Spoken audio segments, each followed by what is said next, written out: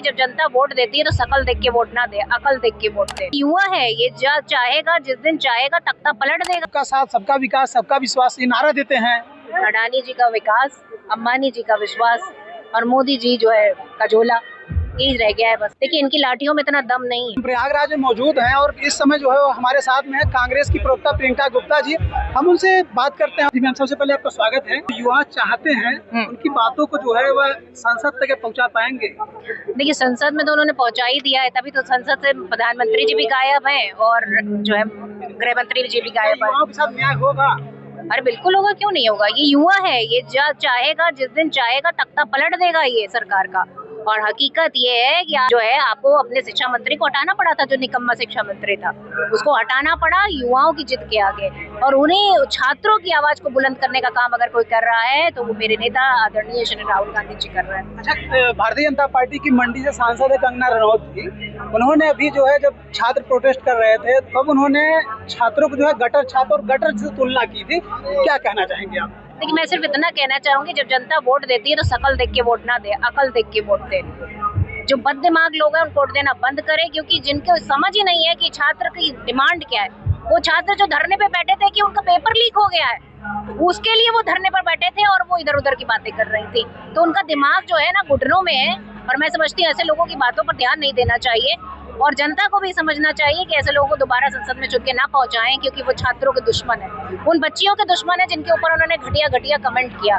मैं समझती हूँ एक महिला होने के नाते जिस तरीके के कमेंट उन्होंने किए उसमें मुझे शर्म आती है और धिक्कार होता है कि ऐसी महिलाएं संसद में पहुंच जाती है जो महिलाओं की बात करने की जगह सिर्फ और सिर्फ महिलाओं की दुश्मनी जो है निभाती है। दिल्ली के जंतर मंतर पर महिलाओं के साथ, स्टूडेंटों के साथ जिस तरीके से उनके ऊपर लाठीचार्ज किया गया, कपड़े फाड़े गए, क्या कहना चाहेंगे?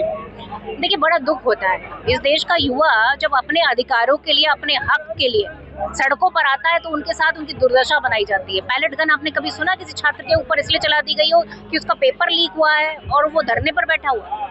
आपने कभी सुना है कि उन बेटियों के कपड़े फाड़ दिए जाए जो अपने न्याय के लिए खड़ी हो और गलत ढंग से उनको छुआ जाए? अब इतनी भीड़ होती है, इतने भीड़ में लोग खड़ी है, हम लोग सुरक्षित हैं कि नहीं? आप बताइए, पुलिस ही आके मारने लगे तो क्या है इस देश में? रक्षा की बच्चा कहते तो। भारतीय जनता पार्टी के जो नेता हैं वो कहते हैं कि मतलब विपक्ष जो है वो युवाओं को, छात्रों को भड़का रहा है। इसमें क्या?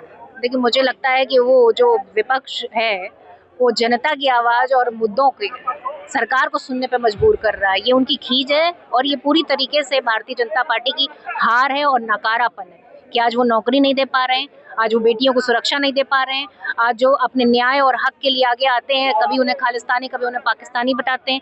700 किसानों की शहादत हो गई पर चूं तक नहीं बोले।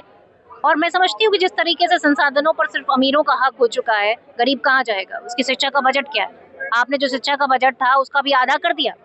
आखिर उस गरीब के मिड डे मील का क्या जिसमें पानी ज्यादा है, जिसमें सब्जी नहीं है? आखिर उन सड़कों का क्या जिसपे गड्ढे हैं?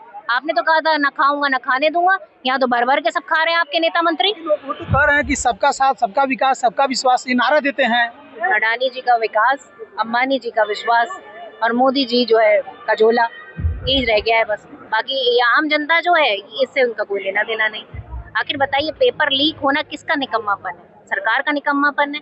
जब सरकार उस काम को नहीं कर पा रही तो ये छात्रों को अपने हाथ में लेना पड़ा कि भाई आपके हम मंत्री को हटा के मानेंगे।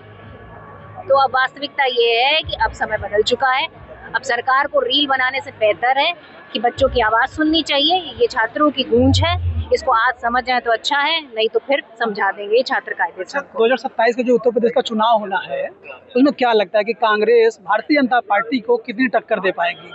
देखिए 2024 का चुनाव हुआ है, आपने देख लिया, आधे पे पहुंच गई, अब की बार साफ हो जाएगी। अच्छा, जब आप आए यहाँ पर तो छात्रों को, युवाओं को क्या मैसेज देना चाहेंगी?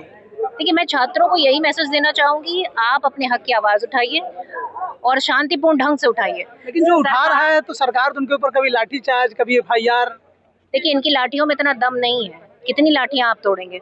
आपकी लाठियां टूट जाएंगी। ये देश है, इस बिना हथियार के अहिंसा के माध्यम से इस देश की आजादी लाए बापू जी। तो ये वही हमारी जनता है, ये अपना हक भी ले।